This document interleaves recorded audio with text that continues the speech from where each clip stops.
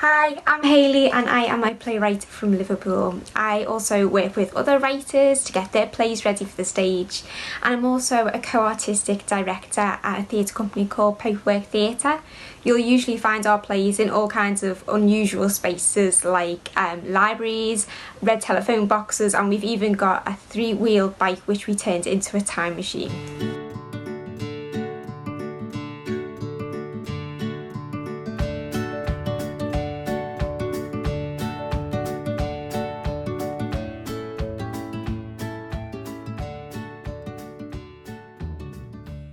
In today's session, we're going to explore the theme of identity, which has been inspired by Kathryn Evans' books, More of Me and Beauty Sleep.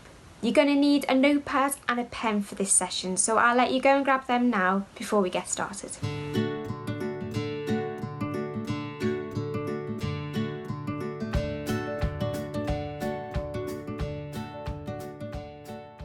When we're talking about identity, we're talking about the things that make us who we are. Our personality, our individuality, the things that give us character. And we are made up of lots of different things. It's our interests, our beliefs, the way we look and our attributes. I have an exercise to help you delve a little bit deeper into your own identity.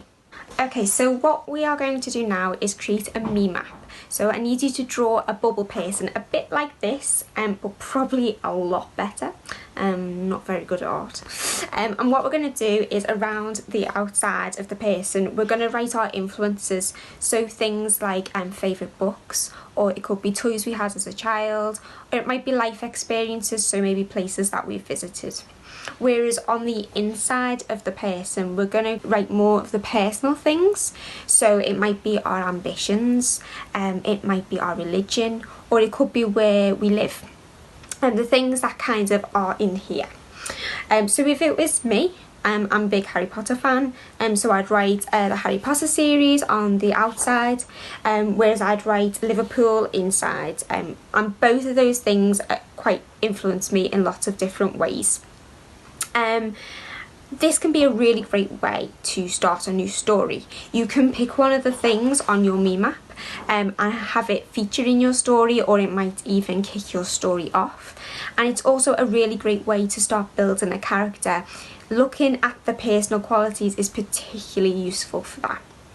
So what I'm going to do is I'm going to let you do that for a few moments, create your own me map, all about your own identity, and then we'll move on.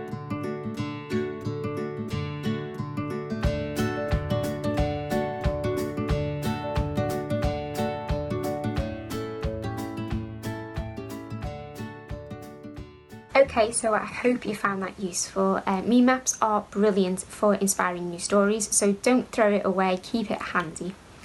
Okay, so I wanted to talk a little bit about first impressions. First impressions are everything.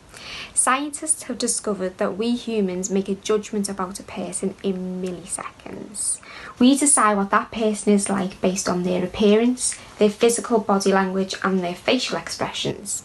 And all before a person has opened their mouth, we have decided whether that person is trustworthy, whether they're attractive, and whether they're capable. Why not have a little look in Kathryn's books for a moment where we meet a character for the very first time? Look at how she uses character description. What does she do to introduce us to that character? Give us a sense of their personality, of their identity. What type of person are they?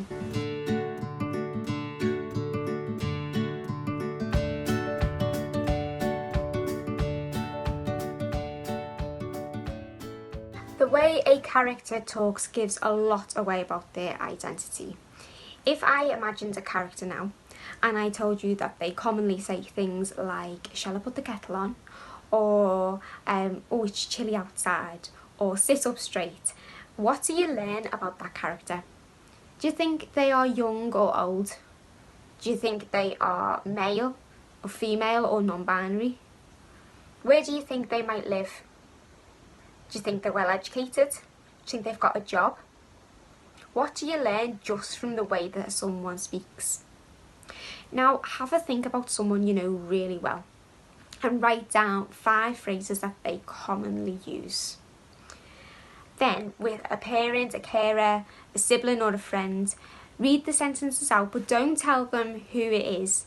Just read the sentences out and see if they can guess what kind of person they are. Ask them questions like, do you think my person is old or young? Where do you think they are from? What is their gender? And see what that person comes up with just from hearing a couple of phrases. A character's language and dialect is a way of understanding what type of person they are. From the way that they talk, we learn whether they are stern or friendly, whether they're well educated or a little bit dozy. And what's even better is when we use language to challenge any preconceived ideas we have about a character.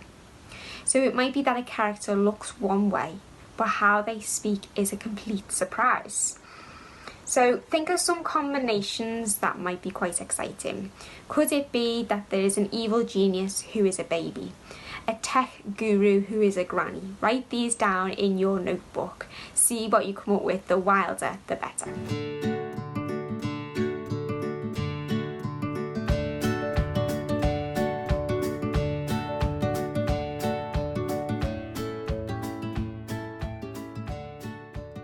In Beauty Sleep by Kathryn Evans, the character of Laura wakes up 40 years after she's been frozen and the world is completely different. Everything she knew before has changed dramatically, and this can sometimes help to shape a character's identity. We make a lot of assumptions about someone based on the world around them. So for example, if a character is surrounded by lots of lovely things, we might suppose that they are rich. If a character has loads of old-fashioned ornaments, we might think that they are old or that they're quite dull. But what happens if we change their environment? I've got an exercise which is going to look at this in a little bit more detail. So I have a couple of objects here on the table. I've got some headphones, some knitting needles, an old key, a compass, a book of fables, and a child's cuddly toy. I'd like you to choose one of these objects, or if you would prefer, you can choose an object from your own home. And I'm going to ask you a couple of questions about the objects. And I just want you to jot down the first thing that comes into your head. Don't think too much about your answers. Okay, so pen at the ready. Here's your first question. Who does the object belong to? What is their name?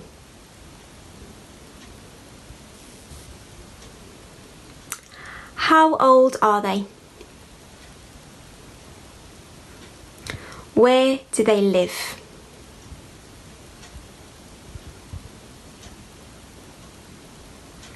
What do they look like?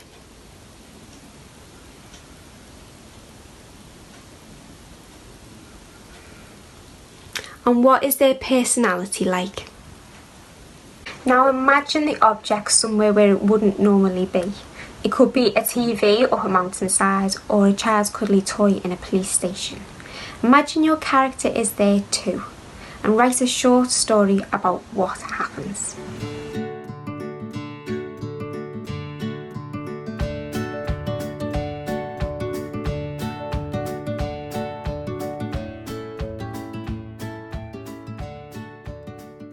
So that's all for this session. You've done a lot of work on creating a character's identity and challenging our perceptions of that character as well.